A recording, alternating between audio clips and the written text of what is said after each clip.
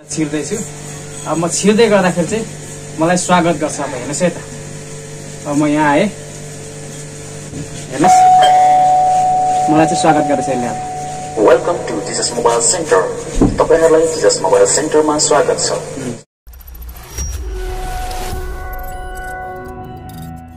DevRai 20M TV।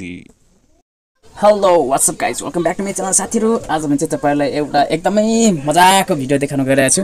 तपाईहरुले काम लाग्ने भिडियो यहाँ तपाईले देखिरहनु भएको छ। यो चाहिँ एउटा ब्लुटुथ बज्ने हो। यहाँ चाहिँ चार्जर जोडेको छु है। अनि यो वायर चाहिँ माथि गएर यो छ नि, यो जुन चाहिँ बल्बमा जोडिएको छ है।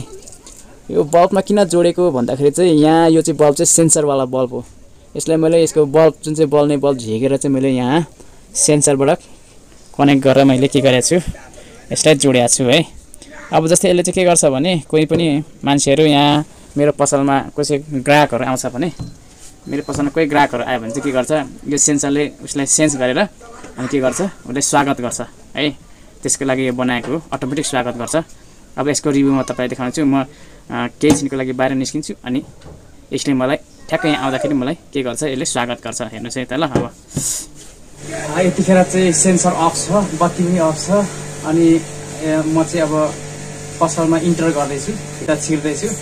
अब म छिर्दै गर्दाखेरि चाहिँ मलाई स्वागत गर्छ। अब हेर्नुहोस् है त, अब म यहाँ आएँ, हेर्नुहोस् मलाई चाहिँ स्वागत गर्दैछ यसले। अब welcome to Jesus mobile center. तपाईहरुलाई जीसस मोबाइल सेन्टरमा स्वागत छ। यतिखेर तपाई सीसीटीभी क्यामेराको निगरानीमा हुनुहुन्छ। त्यसैले सधैँ तपाई मुस्कुराउनुहोस्। तपाईको दिन शुभ रहोस्। सेन्सर चाहिँ यहाँ उठेको त्यसको, हेर्नुहोस् है त सेन्सर।